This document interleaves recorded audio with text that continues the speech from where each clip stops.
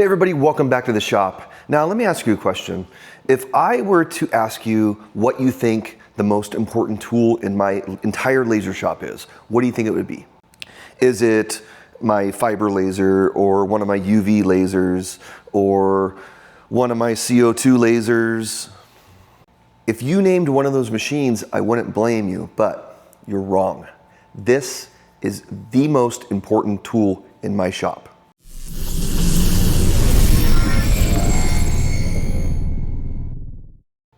So yeah, we all know that laser machines, just due to the way that they work, they create smoke, fumes, just overall nasty things that we don't want to be breathing in. And not only that, they can also, all those particles and fumes and everything like that can also hurt the optics in the machine, the mirrors, the lens, getting them dirtier than they normally would be if you didn't have something that was pulling or extracting those fumes out of the machine and somewhere safe. Okay, so before I moved into my commercial space, I had a pretty simple setup, and I'll show a little bit of B-roll of that here. But basically, I had a hole in my roof that I cut an 8-inch port roof vent in my roof. That came down to a 8-inch AC Infinity inline fan, and that pulled all the smoke and fumes from my laser setup that was all on that one row in that wall in my garage out the roof and just into the open air. And that setup worked really good for my setup because it ejected all those particles, far enough away where no one could breathe in. They could just kind of dissipate and be gone. I didn't have to actually filter any of that nasty stuff or smoke. Now, here in my commercial space, on the other hand, I have to work with a different set of rules. I am not allowed by my property manager to cut a gaping hole into the roof and eject smoke outside into the atmosphere. It's just not an option. So I need something like this back here to filter everything that's coming out of my lasers and actually put it back into the room so it's breathable and it's safe to breathe, okay? So not only am I just extracting these fumes out of the lasers, I have to clean it and then recirculate it back into the room. So that's what I have here with this air filtration unit from Apple Air. This is something that I purchased with my own money. I was not paid or anything to make this video. I just want to put this out there to show people, what this can do, and because maybe this might be something that you're dealing with moving into a commercial space or even in your house, and you just want cleaner air to breathe, and you want to take care of all that smoke before it exits your house, or you have to vent inside your garage or something. This is a really cool tool that I think more people need to know about. So here's a little bit of a closer view of the unit. You can see it's a fairly large machine. It's about 5 feet tall or so, and I don't know, you can check out the specs online, but it's like about 20 inches deep and 20 inches wide. But what this does is uses electrostatic filters and UV light, as well as a paper filter, some washable filters, and some charcoal filters, a whole set of them, to bring smoke in with a blower. It's got a fan inside of it, sucks smoke from the laser into the machine. It cleans it through all of those different filters, and it exhausts it out of the unit from this vent here, and it goes right back into the air. So as you can see here, I've got about a 25 by 30 enclosed warehouse space here, and usually I work with the roll-up door open here just to get some more airflow, but I have to vent this smoke from all of these machines out of the building, and this totally helps with that. It allows me to vent everything that's coming in from the lasers right back into the room. So here's a little bit of a more in-depth look about how this machine looks on the inside if I open the door here. So you can see up at the top here, this is our intake. This is where the air is sucked in the machine, and it's got, I'll show you around the back, but it's got 2 intake ports, and they're 6-inch ports. And the air comes in as pre-filtered through these socks. And this catches, the lion's share of the heavy, really heavy particles. And these are washable. All you gotta do is take them out, and you can blow them with air Or you can wash them I just wash them in like in a 5-gallon bucket with water. You can throw them in the washing machine too as well. But then we have another filter here. This is another washable filter. And then this device here, this is the ESTAT, the electrostatic plate. If you pull this unit out, it's got a whole bunch of different stainless steel plates in it that catches even finer particles. And if you look on Apple Air's site, they'll explain all that technical stuff in detail, but this catches so much debris. And you can see right now it's kind of dirty, and I'm not going to pull it out. I'll show you some B-roll of what it looks like out of the machine. But this whole unit simply pulls out, and you spray it with some cleaner or soak it in some cleaner and wash it. I hit it with a very light duty pressure washer, cleans it right up, and I throw it back in the machine. So far, everything we talked about here is washable, so you don't have to go and buy and replace filters.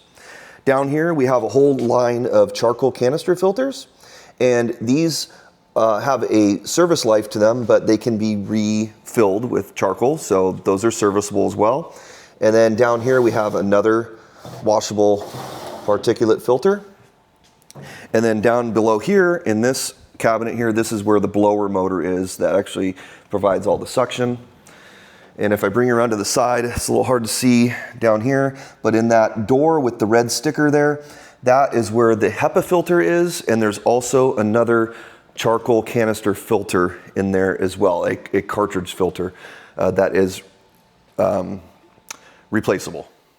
So now that we know a little bit more about how the machine works and kind of the ins and outs of what it looks like, you know, with the doors open and whatnot, I kind of want to show you my actual setup here. Now this is specific to my shop.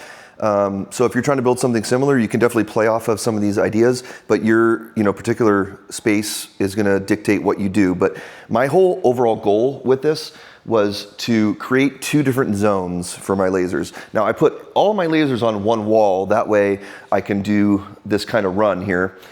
But basically what I have is let me turn you around here. Starting out on the left side, this is my first zone here. So this includes my Bolt Pro 32 CO2 laser and my Monport 150 watt CO2 laser. So these machines, especially the Monport, require a large amount of airflow to evacuate everything out of it. So I have one solid run coming from my left intake port of the Apple Air, and it's just a horizontal run coming down with 2 drops for these 2 machines. The first drop and the closest drop is for the Monport, and this duct here, this flex line, just comes directly off the back of the machine into that Y and into the intake of the smoke extraction, fume extraction. And I did that because this requires the most, so it's the closest, so it's got the strongest amount of suction. Now you can see on I'll show you around for a better look here later on, or on B-roll, but this blast gate here operates zone 1, just directly from the machine. This blast gate here separates the Bolt Pro. I actually have 2 that separate the Bolt Pro from the Monport. So when I have this blast gate closed, it totally cuts off the Bolt Pro and directs all airflow to the Monport.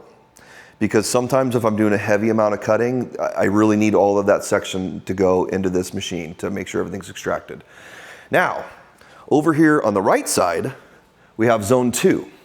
And that's controlled by this blast gate. So these open and close, and so I'm able to shut off each zone. If I shut this, I have cut off everything on the right side, zone 2, and focused all of my suction power over here to zone 1. Okay? But with this open now, I have drops here and more Ys going to a 4-inch duct for one of my bolts here. I've got another drop for my second bolt here. And then I've got some drops here that go into my galvo lasers, my 3 galvo lasers, and also kind of my test bench area here where I use some of the lasers that are review. So I have a port for that as well. Now, since this is on the farthest end of the run, I've also included a small 6-inch booster fan here, and that just helps if I open this blast gate That just helps if I'm running the galvos, just to give it a little bit more suction or boosting power to get all the way back over to the machine. And this works really well because the galvo lasers really don't, at least for what I use them for, don't create too much smoke and debris. I use them mainly for glass, the UV lasers here. So, you know, I get this kind of glass dust that needs to go through the machine. The fiber laser I do brass coins with, so that also needs to be ejected or sucked into the system here. So this amount of suction here is really perfect. It works out great.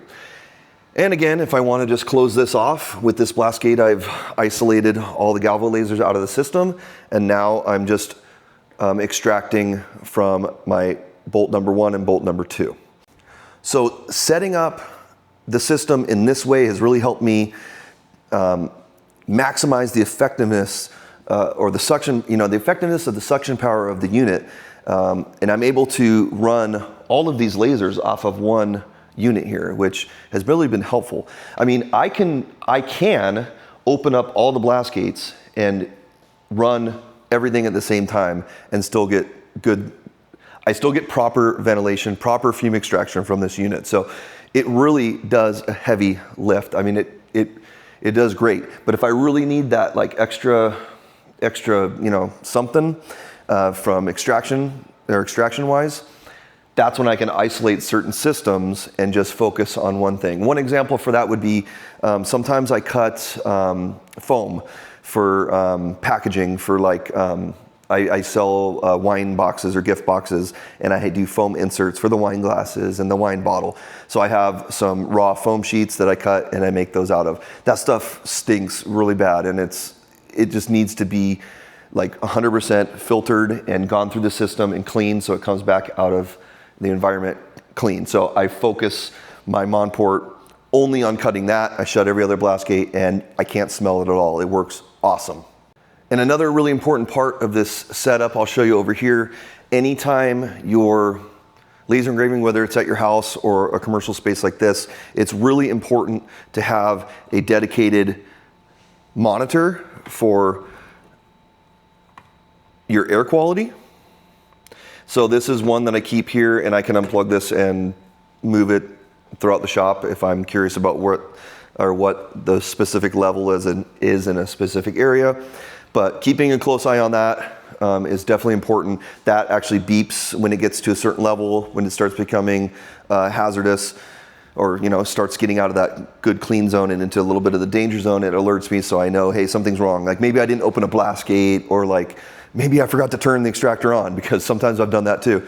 But really important to monitor your air quality, because these particles that we're talking about I'm not even talking about the things that you could see, the smoke that you could see out there. I'm talking about the smaller particles that you can't even see with your naked eye. Those are the ones that get into your lungs, of course, and really, really are harmful, you know, without getting into, you know, too much of the details that I frankly don't know, but I know I don't want to be breathing them, okay? So, so having a good quality air quality monitor is really important, so you can actually monitor this, because it's not just a plug and play setup. I mean, it is a plug and play setup. You connect everything to it and you start it and it works easy. That's not what I mean. I mean, like, you have to maintain it. You have to clean the filters, and if you don't clean the filters, you'll start noticing it real quick and things get a little bit more, the air quality gets a little bit worse in here. You could tell on the monitor, that you could see the monitor going up in certain situations. So you have to take care of it. The good thing is it's super easy to take care of, and it's very inexpensive to take care of, because